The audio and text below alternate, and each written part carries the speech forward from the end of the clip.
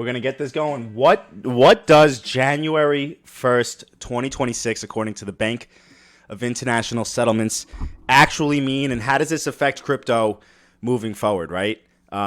This is essentially a compliance deadline for the cryptocurrency assets. All right, the Basel Committee publishes final disclosure frameworks for the bank's crypto asset exposure. This is what we're talking about right here. The bank's crypto asset exposures and the targeted amendments to its crypto asset standard. Okay, this was created, I guess they wrote this in 2024, and these standards are going to be implemented by January 1st, 2026, which is tomorrow. So again, guys, this is a compliance deadline for cryptocurrencies, for what the banks are actually being allowed to interact with. And you guys know, in banking, compliance deadline really means one thing, right? That all the decisions already had to be made beforehand. This is not a brand new conversation. This is something that they've been talking about for years, right? January 1st, 2026 means that this is already decided and it's taking into effect. The banks essentially are operating on risk models, balance sheets, regulators, and global standards. So when the Bank of International Settlements says January 1st, they can't just like treat it any differently than how this deadline is kind of pushing them to be, right? The regulators are already expecting them to be following this standard, right? This crypto asset standard coming from the BIS. So this is that aspect where they've been building. It's already done. Now it's being implemented. So what I want you guys, what we're going to focus on right here is this statement here, right? Both standards are to be implemented by January 1st of 2026. Essentially what this means is that the banks already have to be compliant with the Basel crypto standards. Meaning whatever crypto exposure the banks have, they have to fit already within the rules that the BIS has implemented, or it's going to become a problem, right? So this is going to be a filter. This is going to dictate what cryptocurrency assets are going to get excluded from the banking systems. And by the time that the institutions will start to really implement this, that decision has already been made. So this is what we're going to talk about tonight. And I think that this is very important, considering that it's coming in. It's really coming in tomorrow, right? And I have a list of different documentations that we're really going to go through tonight. And I'm going to try to connect everything. I'm going to try to keep it in a very simple language for you guys, and try to break down this legal language that the BIS is coming out with, and I'm really going to kind of implement it for you guys, right? So this is Basel III. This is essentially what this is, right? And Basel III is basically kind of just it's a framework, right? It's this group that came together, and it's this fucking framework.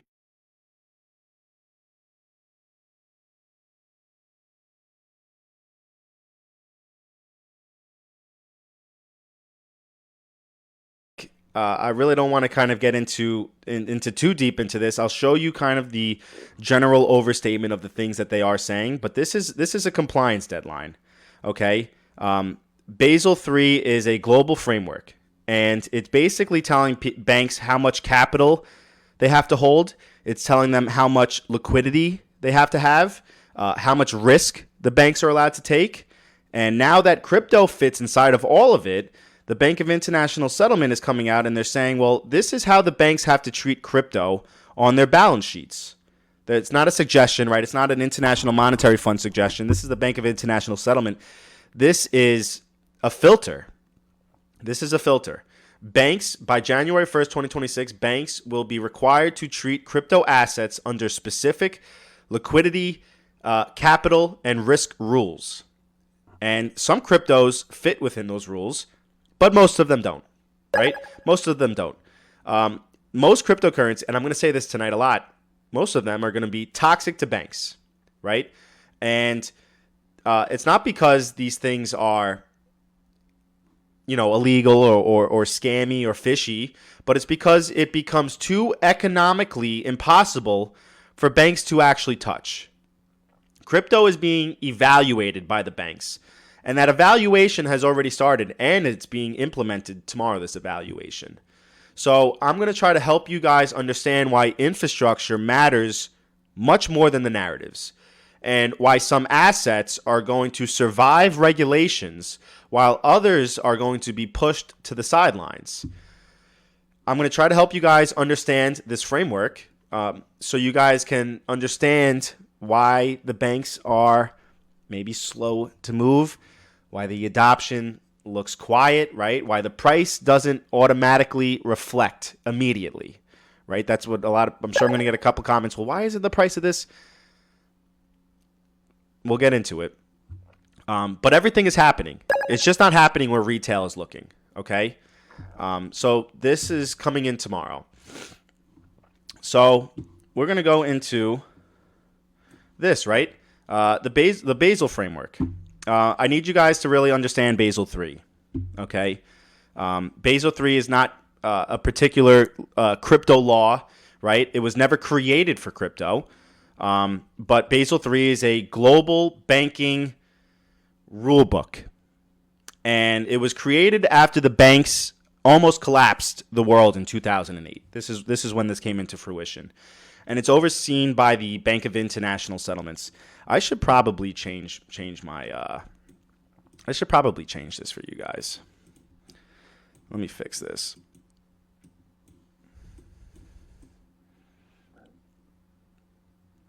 Maybe that's a little bit better for you guys. But yeah, this is created from the Bank of International Settlements, which is the central bank of central banks, right? And the BIS's job is very cold. It's very strict. It's very straightforward. They make sure that the banks, one, don't run out of money. They don't take unnecessary hidden risks, and they don't threaten the entire financial system. That's pretty much what the BIS is coming out to do. That's it. So Basel III comes down to those three things. And they're basically coming in and they're saying, well, how much risk are you taking? How much capital are you able to absorb the losses, right? If you absorb the losses, how much capital is required? And how liquid are you when things actually go wrong? That's basically the framework for this. Basel III doesn't care what the asset is. It cares how the asset is going to behave on the balance sheets. If the asset is volatile, it's risky. If it's illiquid, it's risky. If it sits on the balance sheets, it's going to consume the capital, correct? And if it does consume too much capital, the bank does not touch it. So this is why we're saying the banks are adopting crypto, right? But you have to understand the Basel frameworks when we talk about banks adopting crypto, because this is really what's kind of the filter of what crypto are the banks adopting. Because under this Basel III framework, a bank is consistently asking, if I hold this asset, how much capital do I need to lock it up to justify holding it, right? There has to be this over-collateralization of it. So they're saying, if I hold this asset, how much capital do I need to lock it up so that I could justify holding it on my balance sheets?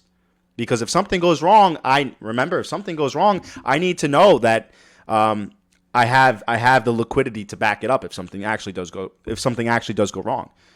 So that over collateralization of that asset on the balance sheet is a risk, right? It could cost a lot. That's the capital cost of having these assets on the balance sheets. So Basel III is kind of becoming the measuring stick for crypto, even though it was never designed to have crypto in mind, right? It was never designed for crypto, but it ends up becoming that kind of that filter for cryptocurrency, right? Crypto is being forced into this framework, and the framework, remember, at its fundamentals was built for systemic stability, economic stability. That's the entire thing. They want to protect the global financial system, right? They don't want too much risk. They want to collect the global financial system. This is not like the crypto framework for innovation, right? We're not really going to dive too deep into like the innovations of RWAs and things. This is basically kind of just like that systemic economic stability, right? The BIS wants to protect the banks and the entire economy, which is exactly why most cryptos are going to struggle to fit within this framework. And I don't want people to think that regulation is necessarily a bad thing, right? Basel III is not banning these things.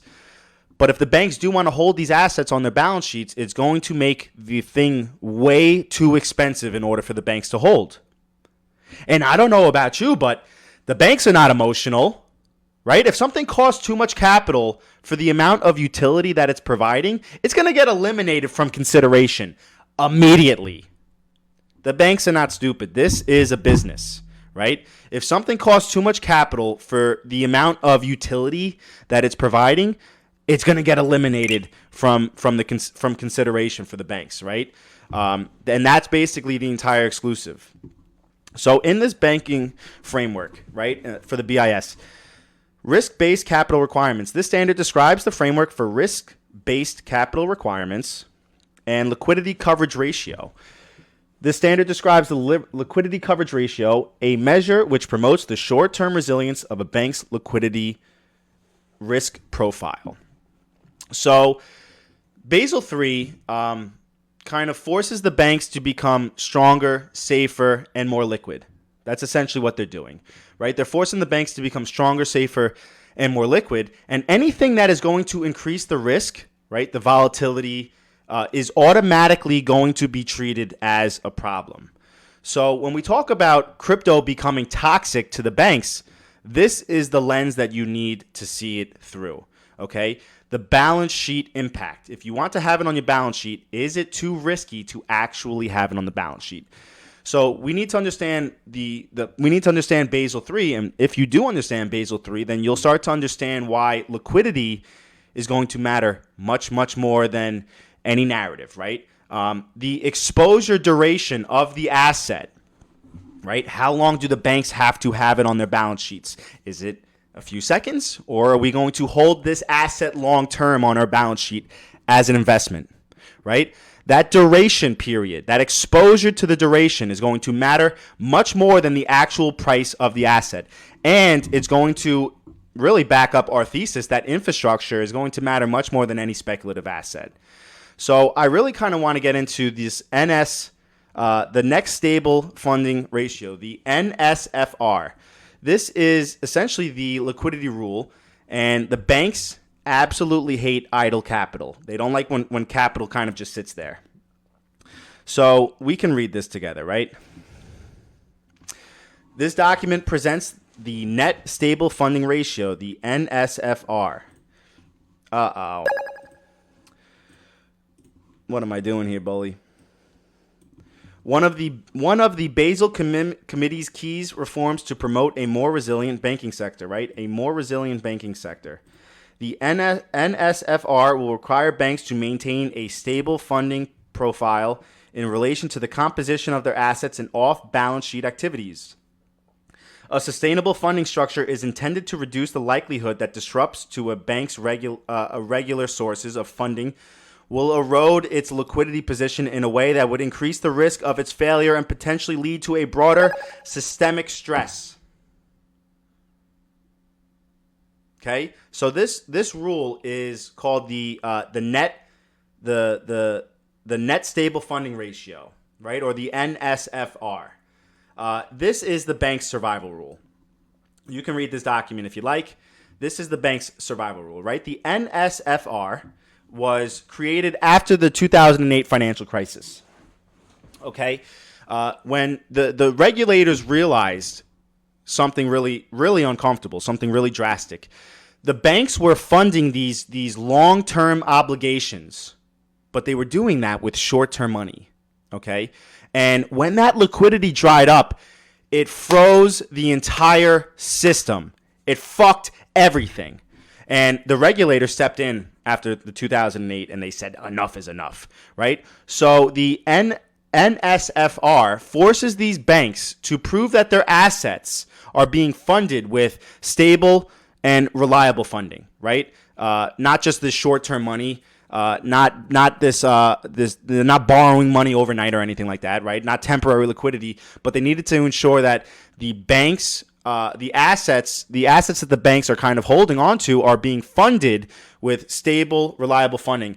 Remember a few lives ago I was talking about over collateralization, how they could turn $1 into 5, into 10, into 20 when there's really only $1 in the system, right? That's kind of what they wanted to prevent, that over collateralization. So if a bank is holding something on its balance sheets, it needs to justify how that thing is being funded and how long is that funding going to last. So that's where that whole idea of the idle capital kind of starts to come in, because under the NSFR, the capital that just sits there, it's doing nothing.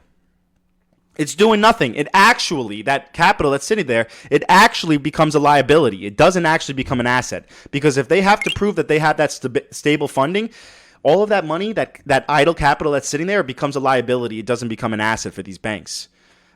So this is kind of like if the banks were the banks used to pre-fund accounts, right? The banks used to park money in all these different foreign banks, and they would earn money on FX and things like that, and they would hold on to the capital just in case.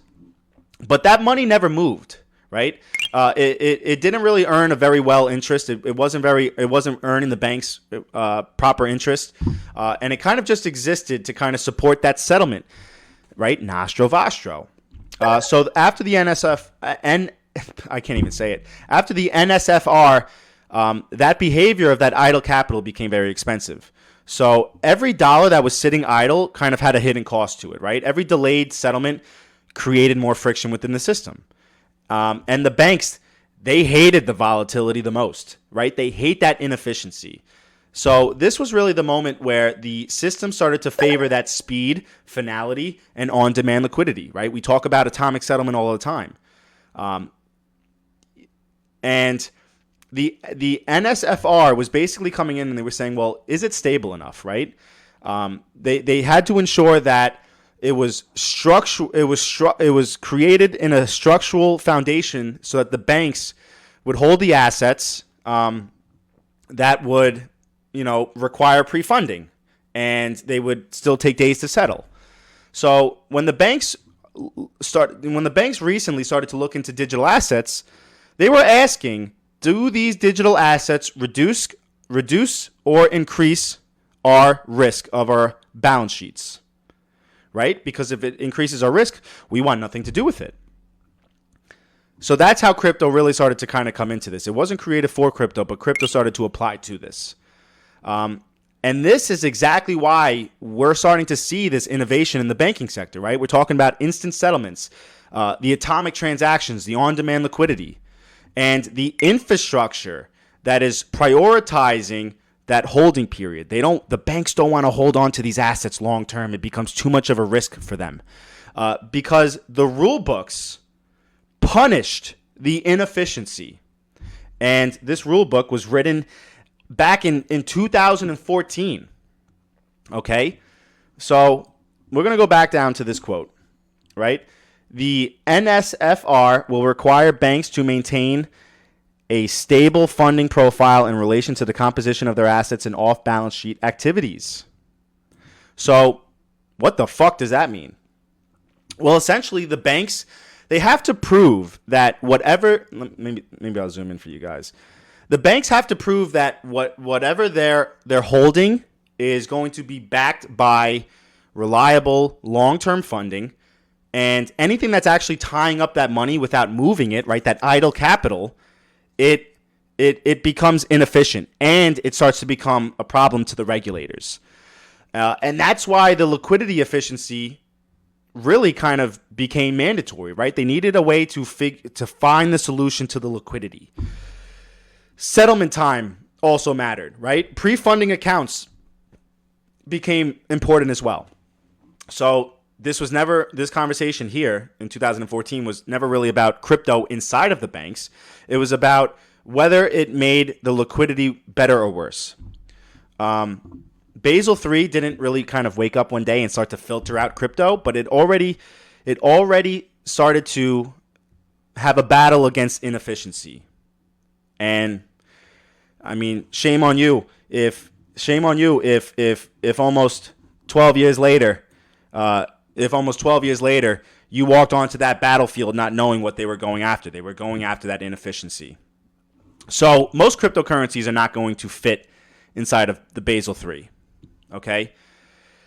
And I could see it. Grown men are going to cry. A lot of people are going to start to really get defensive. But I need to make some people fucking uncomfortable, because if I'm not making you critically think or question whether or not your assets are going to fit inside of this framework, by all means, you know better than me, right? This is about how banks are legally required to measure the risk. Basel III is not sitting there saying, well, do they have meme coins, right? Do they have RWAs? Is it popular? Does retail like it? No, Basel III is coming in. They're saying, does this asset increase or reduce the systemic risk if it is held on a bank's balance sheets? The fuck did I just do? That's what they're doing, right? Does this asset increase or decrease the systemic risk if this asset is being held on the bank's balance sheets? And most crypto fails. Most crypto is going to fail at it, right?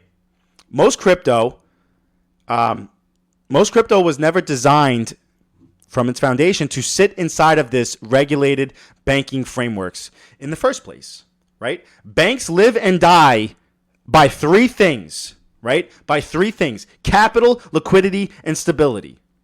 Capital, they got to see how much money they have. The liquidity, can we actually do what we need to do? And the stability, is it risky? Right? Those are the three things that banks have to live by. If an asset is going to make it harder to manage those three things, the bank gets punished. The bank becomes penalized. Right? If an asset threatens those three things, the bank is going to run from it. They're not going to use it.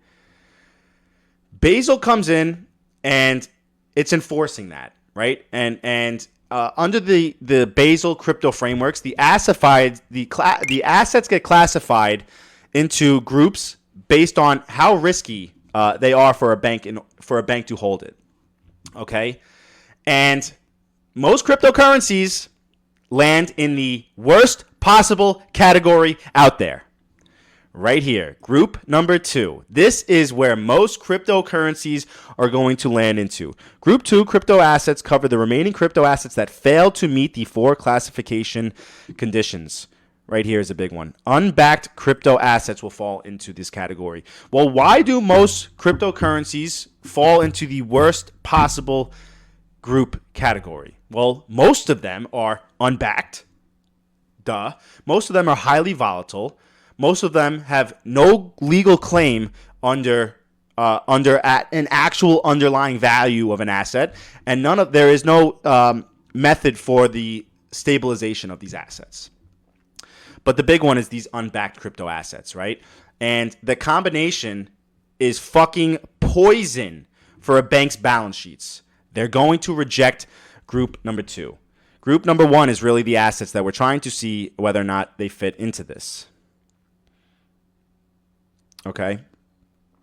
Group number 1 is the ones that we need to find out, well, which ones are going to fit into group 2, which ones are going to fit into group 3. So this was right here. The standards are to be implemented January 1st of 2025. Banks will be required to classify crypto assets into 2 groups described below and reassess them on an ongoing basis. The classification is conditional on 4 classification conditions that must be met at all times. We're really not going to dive too deep into the classification, into the 4 classifications, because I don't want to get too technical with you guys. But just understand that there are 2 groups that cryptocurrencies are going to be pushed into according to the Basel, right? And of course, this is getting implemented January 1st of 2025. So we have 2 groups, and what makes these cryptocurrencies toxic for the bank is if the validity is high, right, for the asset, if it's very volatile, the banks have to hold more capital. They have to over-collateralize. They have to have a lot more of it on their balance sheets.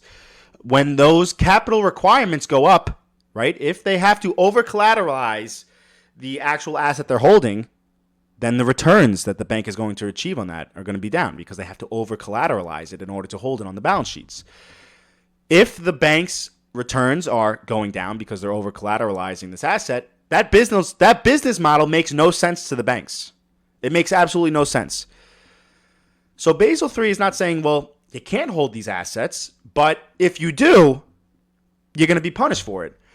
It's going to make it economically irrational for banks to touch certain crypto assets because it's just not going to make sense for them in their business model, right?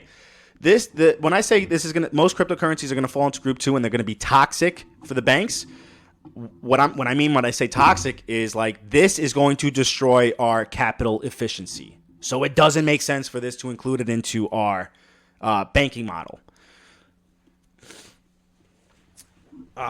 So yes, group 2 crypto assets cover the remaining crypto assets that fail to meet the 4 cryptocurrencies, and then the unbacked crypto assets fall into these currencies.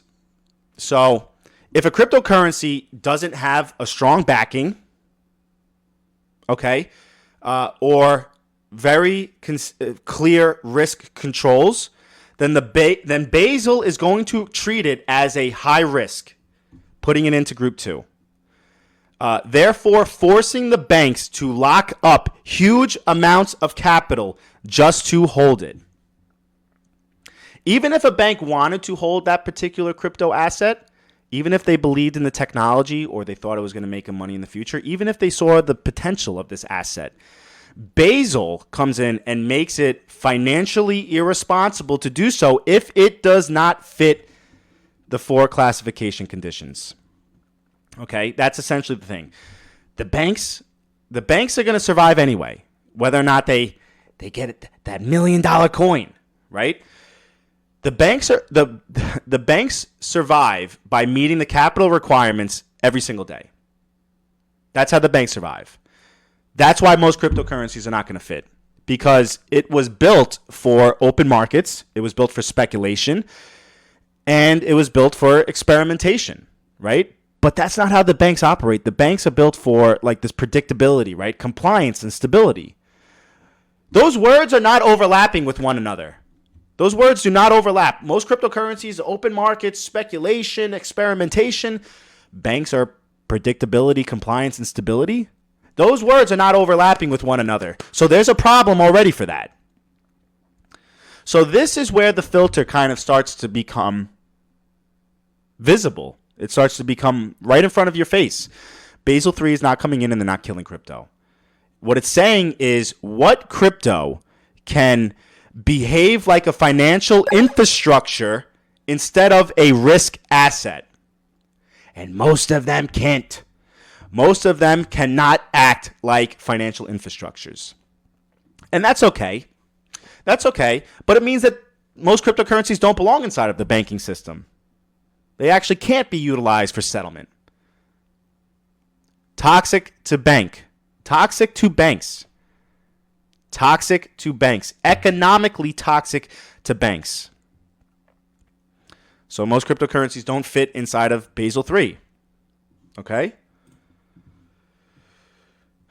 This chapter sets out the prudential treatment of banks' exposure to crypto assets. Again, January 1st of 2026. All right? So what cryptocurrencies actually fit? This chapter sets out how the Basel frameworks is to be applied in retrospects of a bank's exposures. That's the key word, exposure to crypto assets. Crypto assets are defined as a private DLT or similar technology. Digital assets are a digital representation of value which can be used for payments or investment purposes to access a good or service.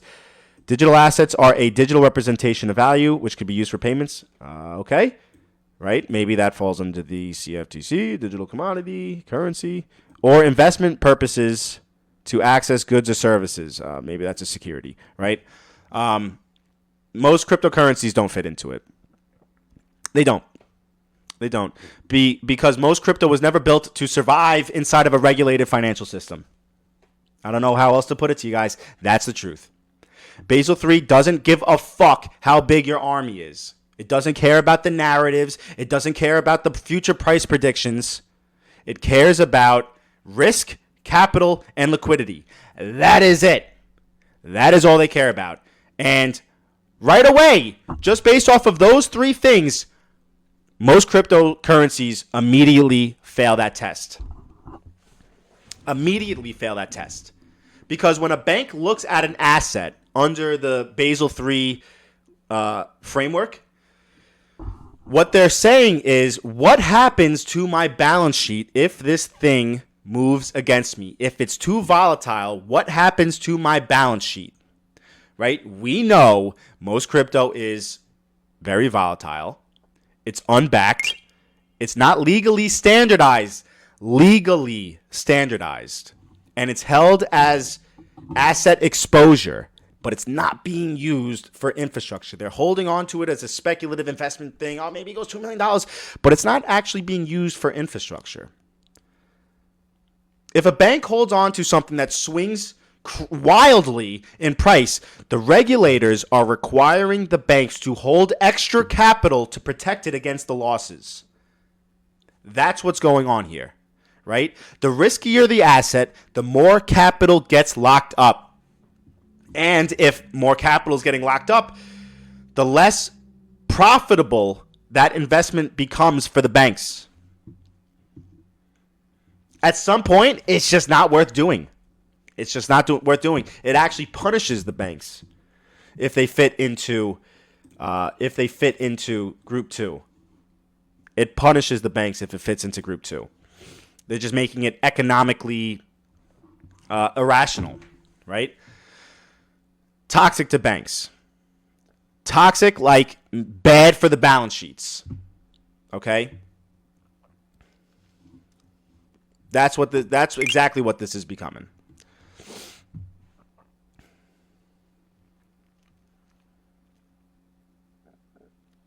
If a crypto asset doesn't have stability or legal structure or a predictable risk behavior, like how much supply is coming out, then it gets into this high risk group.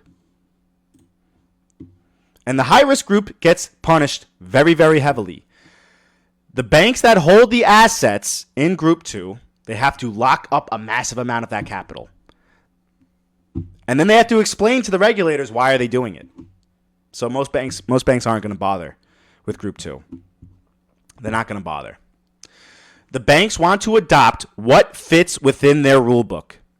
We know most crypto was built for speculation, retail trading, high volatility. Basel III is very hostile to that model, because that model is increasing this systemic risk for the banks. And the regulators exist only for one reason: to prevent systemic risk, right? To prevent systemic risk. Basel III is sorting out crypto, right? It's separating what can exist inside of regulated finance and what has to stay way the far away from, get the fuck out of here, way the far away from here. You got to stay outside of the system. We're not letting you anywhere near here. That's the conversation that's going on, right? What crypto was designed to sit on a bank's balance sheet in the first place? Right? Most crypto don't fit it. What happens to the crypto that banks cannot economically touch? What happens to the crypto that the banks cannot touch? What happens to it?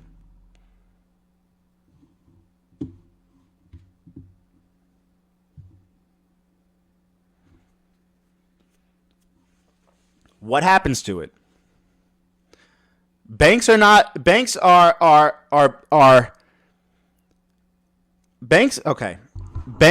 being punished for holding crypto as a long-term investment, as an asset exposure. The regulators are looking at a bank and they're saying, how much risk is sitting on your balance sheet? Banks end up failing because they hold things that moves against them. right? Look at 2008. Banks fail because they hold on to things that move against them. And Basel keeps repeating this one word over and over and over. Exposure. Exposure means the asset is on the balance sheet. The bank owns it. The price can move. The capital has to be held against it. And the losses could be very severe, right? Exposure is the enemy. And Basel III is ruthless about the exposure. Ruthless. So if the punishment for this is to the banks for capital, if a bank is buying an asset, right, and they're holding it and they're reporting it and they're carrying it quarter over quarter over quarter, right, that long-term investing strategy, that's exposure, right? If a bank is holding on to an asset, reports it, and holds on to it quarter over quarter over quarter, that's long-term exposure to that asset. But if a bank is using an asset momentarily for settlement, for liquidity, for bridging value, and they exit the position almost immediately, 3, 5, 7 seconds, that's not exposure. That's usage. That is usage. They're not holding on to the asset as an investment. They're using it for liquidity, for bridging. And they're exiting out of that position almost immediately. That's not exposure. That's usage. And Basel III is treating those two things very, very differently. Exposure and usage of cryptocurrencies. Okay? People say banks are never going to use crypto. You're wrong. Banks are just never going to hold on to risky crypto because of exposure. That's why they won't do it.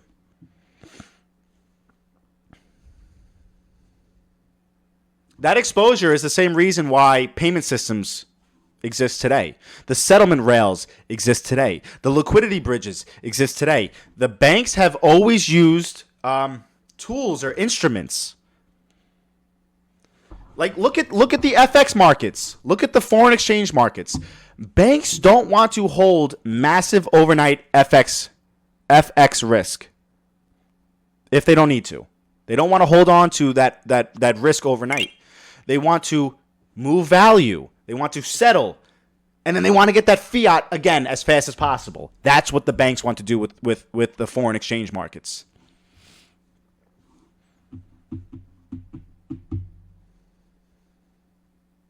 So this chapter sets out how the Basel framework is to be applied in retrospect of banks' exposure to crypto assets. Exposures. That single word tells you everything about the regulators' mindsets, right?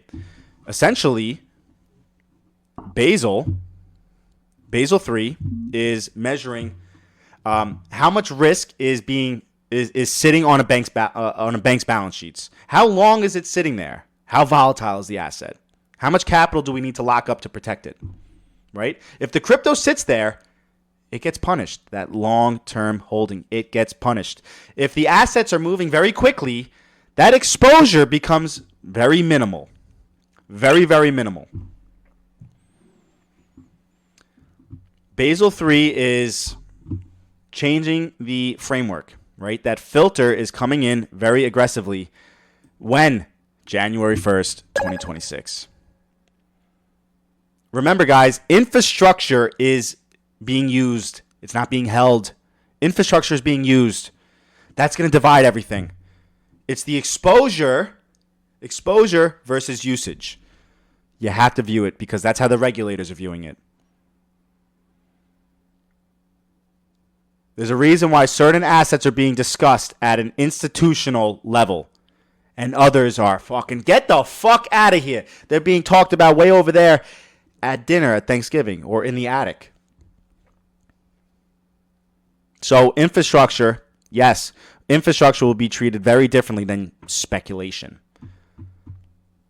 right? When we talk about an asset class, it's something that you buy, it's something that you hold, it's something that you hope goes up. That's an asset class, right?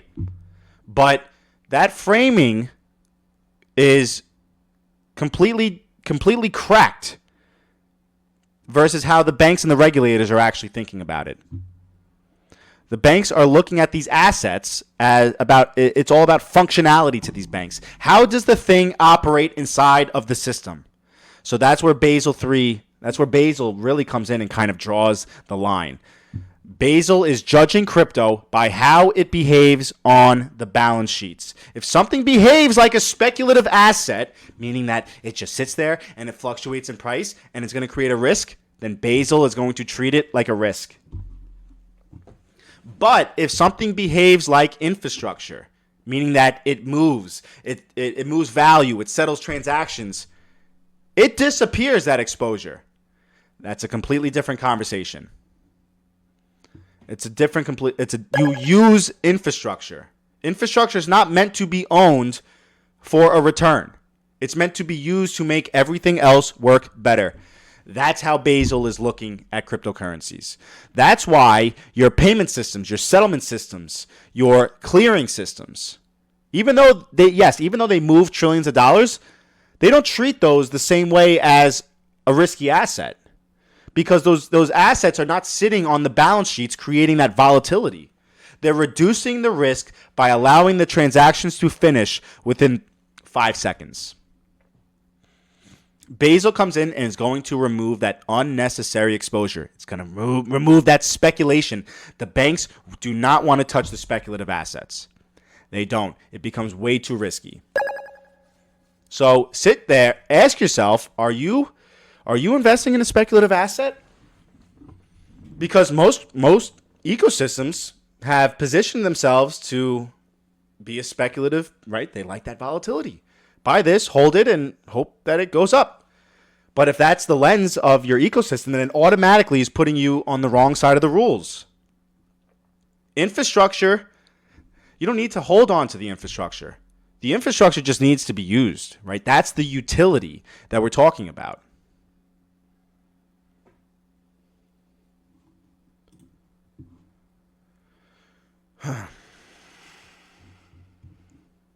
This is the utility we're talking about. So we're going to go back. The Basel Committee on the Banking Supervision. This is from the BIS. This is December 22nd, 2022. This is the punishment. The punishment for crypto asset exposure. I don't even know if you guys can read this. It might be too much for you guys.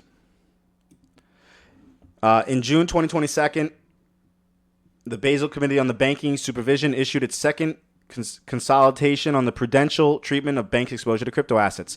Again, guys, Group 1 and Group 2. Group 1, those that meet a full set of classification conditions. Group 1 cryptocurrencies include tokenized traditional assets and crypto assets with effective stabilization mechanisms, stablecoins. Group 2, higher risk compared to Group 1.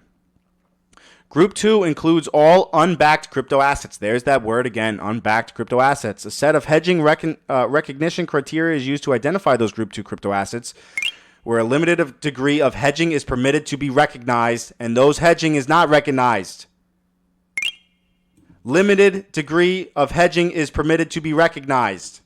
This is what I'm saying. Basel III is regulating exposure. They're not regulating crypto. They're not regulating the technology. If a bank is exposed to something, holding it, speculating on it, then Basel is going to apply heavy capital and risk rules to that bank. It's too risky. But if something is used operationally to move value, to settle transactions without remaining on the balance sheet because it moves within 5 seconds, then it doesn't behave like a speculative asset. It behaves like infrastructure. You have to understand the difference between the two, right? This is exactly what we're talking about. Again, the exposure, right? Let me see if I could show you guys this one. Again, right? The punishment against crypto asset exposure. This is the time period that we're talking about here. The value of the reserve assets must at all times, including during time periods of extreme stress, equal or exceeding the exact aggregated peg value of the outstanding cryptocurrencies. If the reserve asset exposure, the holder to risk in addition to the risk arising from the redemption rights of all outstanding cryptocurrencies. The level of over-collateralization must be sufficient to ensure that even after stress losses are incurred on the reserve asset, their value exceeds the aggregate value of the peg of the outstanding cryptocurrencies. Again, we're talking about the level of over-collateralization that the banks have to hold on to. So, my opinion, when we go into Group 1 and Group 2, right? I gave you guys nothing but facts, right? What did we talk about so far? We talked about rules, liquidity, capital, and why most cryptos are a problem for the banks under Basel III. So my question to you is, well, where do utility assets fit in here? Right?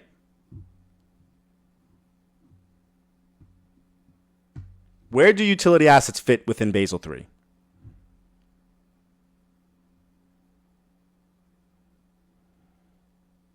They fit because they were designed to be used, not held as a speculative asset.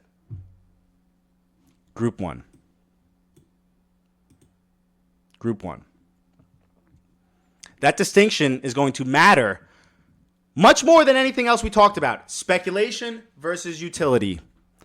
Remember what Basel III is actually punishing. It's punishing the exposure, that long-term holding of the assets. If a bank is holding an asset on its balance sheets, the regulators are going to come in and they're going to say, what's the risk? What's the volatility? What's the capital charge? What is going to happen in stress? And most cryptocurrencies are failing. They go into Group 2. But your utility assets, and I'm going to say it, grown men are going to cry, XRP, XLM, XDC, sure. They were designed around a different idea than being held as speculative assets to the banks. The idea is that they can move value without being parked, without being locked up, without being held long term. That liquidity could be sourced on demand, used within a very short window time frame, and gone almost immediately without sitting idle, creating that long-term risk of balance exposure. So when we talk about settlement, that's why XRP keeps coming up. When XRP is used properly, the bank is not investing in XRP. The bank is borrowing liquidity for seconds, and that puts it into a completely different risk profile, Group 1 and Group 2. The regulators, they really care about the difference. They really do. So there's a reason why some of these assets keep getting brought up when we're talking about payments, settlement, liquidity bridges, cross-border flows. There is a reason. There's a reason these assets do not get brought up when people start talking about the store of value narratives, the treasury assets, the long-term holdings. Basel III hates uncertain exposure. XRP minimizes that exposure by design. It's in. It does the job, and then it's out. It's in. It does the job, and then it's out. There's no idle capital. There's no trapped liquidity. There's no long-term balance sheet risk. Now, I want to be clear. This doesn't guarantee that a bank is going to use it. No. But what it does mean is that XRP and some of these other assets are structurally compatible with what Basel is trying to enforce. That alone puts it into a very small category, as if this division between Group 1 and Group 2 wasn't small enough. As if compliance and regulations didn't make that group even smaller. Well, now which ones can the banks actually utilize? That's okay. You misunderstand XRP's role. You misunderstand it. That's okay. That's okay. You want to evaluate it like a stock or like digital gold, I don't know. or like something that the banks are going to hold on to. But XRP obtains its value from not being held. It's about removing that friction. That's what it is designed to do. And Basel III is literally a global attempt to remove that friction, to remove that risk, and to remove the instability from the financial system. That's how your asset like XRP and Basel III have an alignment. Because it's designing and matching the regulations. That is very hard to do. Again, I'll go back to it. Treatment of the bank's exposure to crypto assets. The thing moves in 3 to 5 seconds. What exposure? But it's going to go to $1 million one day. It's going to go to $1 million one day. Who knows how long it's going to take. Just hold on to it. That is exposure. That is the exposure the banks are unwilling to do. It's regulating exposure. If a bank has long-term exposure to a volatile asset, it's going to get punished with capital requirements. They're going to have to over-collateralize and hold way more money than what the asset is actually worth. And if an asset is used transactionally with very minimal exposure duration, a couple of seconds, then it presents a very different risk profile. And some of these assets are positioned to do that. They're positioned to do exactly what that means. Now, this does not mean, right, because we know this is coming in January 1st, 2026. We know it's coming in tomorrow. This does not mean instant price action. Slow down. Don't get emotional, because your emotions is how you're going to make bad decisions. Just because something is important doesn't mean that it moves the price tomorrow. Just because something is structural does not mean that most people are going to talk about Basel III. Just because the banks are preparing doesn't mean that your assets are going to boom. What Basel III is doing is not a canon event for price, but it's a permission event. It's a filter. It's going to filter out the dog shit. Get the fuck out of here. That's what it's going to do. Okay? And those things happen on two different timelines, right? Price and positioning for the institutional adoption. Retail, they want to move on stories. They want to move on narrative and hype and emotions. But the institutional markets are moving on institutional readiness. That's what this is. Institutional readiness. The banks are not buying assets because they believe in it. I don't give a fuck what Michael Saylor tells you. The banks use systems because they have to. So you're going to still have one moron that's going to say, well, if this is so big, why didn't the price move? That question alone tells me that you're still thinking in a retail mindset, not an institutional mindset. You're thinking in retail time, not institutional time. Because Basel doesn't tell banks to buy anything. It doesn't do that. They tell banks what they're allowed to touch, what they're allowed to expose themselves to, and what they have to report, capitalize, and defend to the regulators. That's what it's doing. This is not about demand. This is about what is eligible to touch a bank. That institutional adoption. It's the filter. Get the dog shit out of here. But what can actually be touched by the banks? That is what we're talking about right now. So think about it like this. If before a highway opens up, nobody's driving on that highway, right? But the highway still gets built.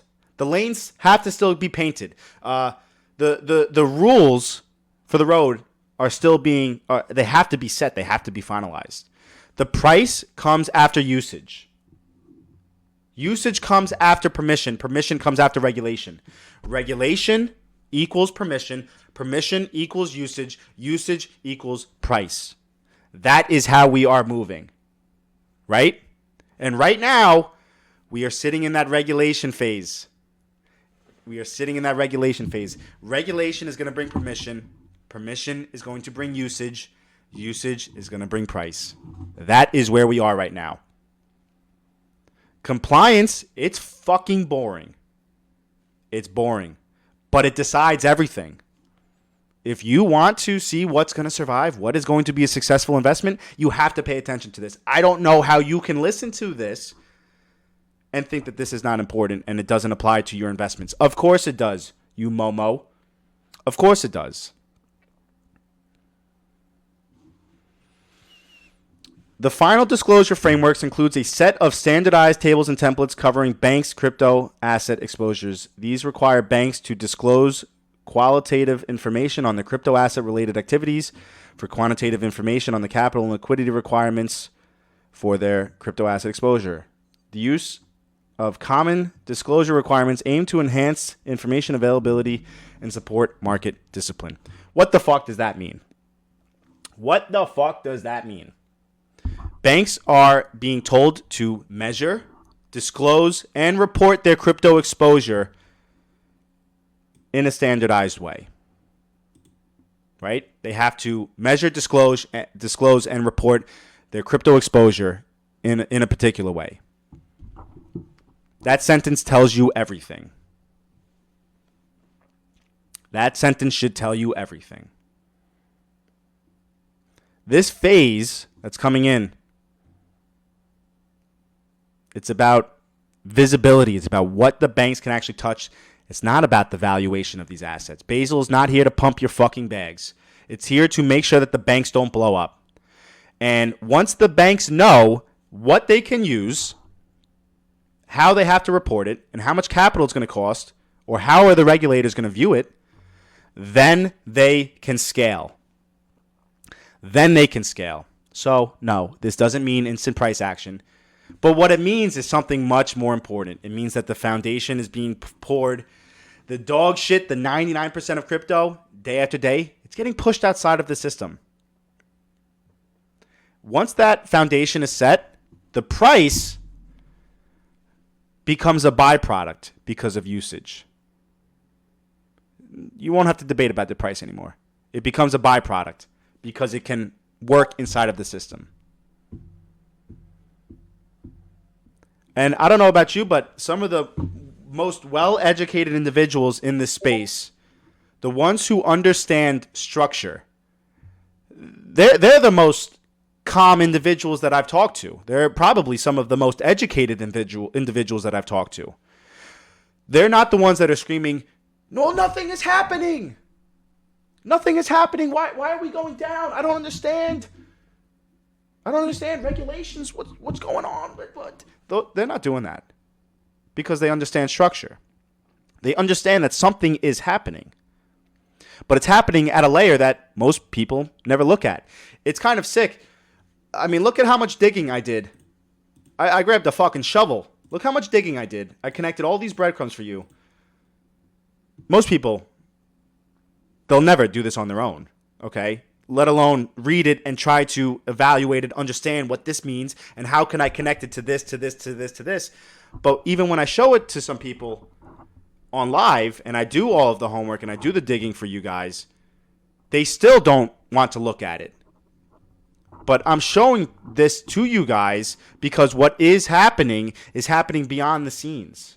It's happening much deeper than what most people are showing you. Hopefully you guys have been here for the entire time, right? Because we went over a couple things. We went over Basel III. We went over the liquidity rules. We went over the capital requirements. We went over why the banks avoid exposure. We went over why infrastructure is treated differently than a speculative asset, and why certain cryptocurrencies fit into group 1 and some of them will be forced into group 2. I went over a lot of different topics, but they're not separate topics. We're connecting the puzzle pieces. They are linear, okay? They are pieces of the same system trying to upgrade itself. It's all different breadcrumbs we can put together. And it's a very difficult thing to do. I'm not saying that connecting the breadcrumbs are easy, because most people end up fucking it up if they even open up a PDF. This is okay. This is a 17-page PDF. Simple. This one's a 36-page PDF. Do you think they're reading this? Even if they did, do you think that they connected the breadcrumbs? They think that regulation is going to stop this innovation. It's not. They think that Basel III is anti-crypto. It's not. They think that January 1st is about banning things. It's not. It depends on where your cryptocurrencies fall, but it's not. What Basel is doing through the BIS is enforcing a single idea across the entire global banking system. If something touches the balance sheet, it must be measurable, capitalized, and survivable under stress. That is it. That's the rule. That's the rule. And there's a lot of requirements for that rule, right? There's the liquidity rule, the NSFR. Right? This is what we talked about, the liquidity rule. That exists because banks collapsed when funding wasn't stable. Look at 2008. Liquidity rules exist because capital rules exist because over leveraging broke the fucking system. The crypto rules exist because unmeasured volatility cannot be allowed inside of regulated finance.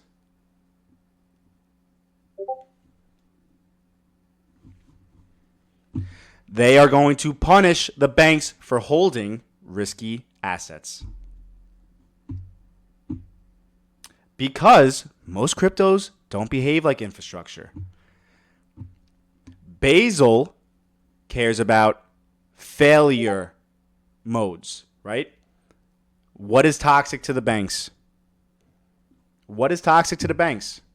Because anything whenever a bank has to lock up capital while also increasing the risk of the asset and explain the volatility to regulators, it doesn't make sense as a business model.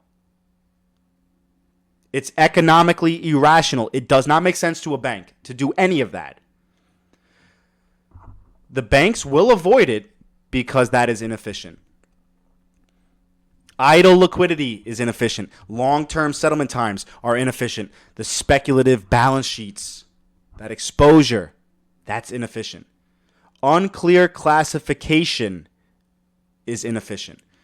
But that short-term settlement, that on-demand liquidity, that infrastructure usage without that long-term exposure, it's not inefficient. Excuse me. I'm not telling you about price. I'm not even talking to you about price. I am telling you what survives within a regulated environment. So, January 1st, 2026. By January 1st, 2026, banks already know what cryptos they can touch, how much capital it's going to cost, how risky is it, and whether or not it belongs on a regulated balance sheet. Long-term, are the banks long-term investing? Are they going to hold this asset? Anything that fails gets excluded from the system because it's inefficient. So when we zoom out and we connect everything, the picture becomes very clear. It's about which systems, what ecosystems, what assets, what projects, what fucking coins still function after the rules are enforced. What gets filtered out?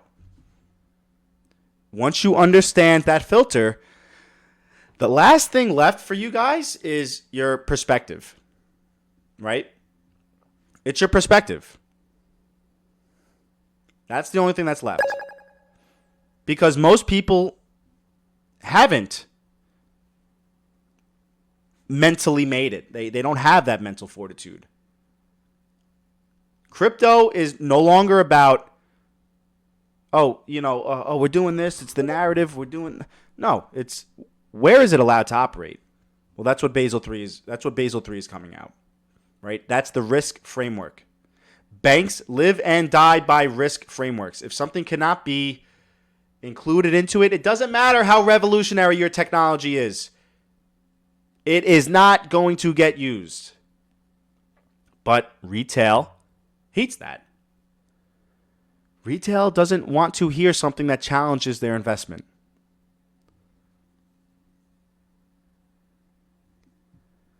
January 1st matters a lot, even if the price doesn't do anything. But all of it is pointing to a final consensus, right? The future of crypto inside of the financial system is not about what sounds good. It's about what works, what is efficient, and what is going to reduce the risk. That's it. Yeah, banks move slow. Things might feel quiet. Hopefully you have a couple great content creators and educators that are showing you, even though you may not hear about these certain things are happening behind closed doors. And if they are a good educator, they're showing you these things, that things are moving. Right? We'll show you the pilots, we'll show you the proof of concepts, we'll show you the infrastructure that's being built. We're showing you all of that. Hopefully you have a couple good content creators out there that are showing you these things. Right? Because finance is upgrading itself.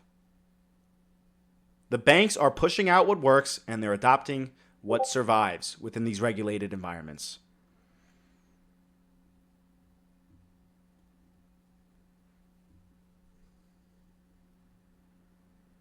Not all of them are going to survive. Not all of them are going to survive. You need to ask yourself, does mine survive regulations and compliance? If not, hopefully you make some short-term money. That's the whole idea of it, right? Hopefully you're making short-term money. But if you think your asset's going to survive 10, 15 years and it's going to go to $1 million one day. Okay, well, who's going to do that? Who's going to do that? Certainly not the fucking banks. Certainly not the banks. I just talked for over an hour explaining to you what's going to be inside of the system and what's not going to be inside of the system. It's certainly not the banks or any financial market infrastructure. Utility over speculation every single fucking day. Every single fucking day. This is why we focus on this shit. I presented you guys the facts. I gave you my opinion based on this. Group 1 and Group 2, what I believe is going to fall into Group 1 and Group 2. My opinion. By all means, you guys can do your own research. If you would like, I will send you everything I have so you don't have to dig. Maybe, if you'd like, plug it into your favorite AI model and ask it, oh, how does Solana function within this? You could do that. I don't give a fuck how you do it. But you should be asking yourself, does my investment fit into this? And I'll tell you what I do. If you want to, if I'll make it even easier for you, I will post this onto YouTube. You can copy my transcription, copy the transcription, push that into an AI model as well. Fact check it. Take all of my documents. I'll send it to you. Fact check it.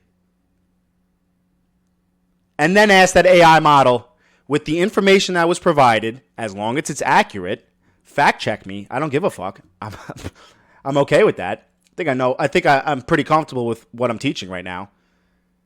Fact check it, and then ask the AI model, how does SUI fit into this? You should be asking yourself, how does your investment fit into this? That's what you should do. That's what you really should do. I'll post it on YouTube, copy the transcription, push that into an AI model, fact check it. Take the documents, give it to the AI model. Say this transcription came from these models. This was the consensus of the author. Fact check it, ask it, how does my asset function within this system? Does it fit into category 1 or category 2? Based on these requirements.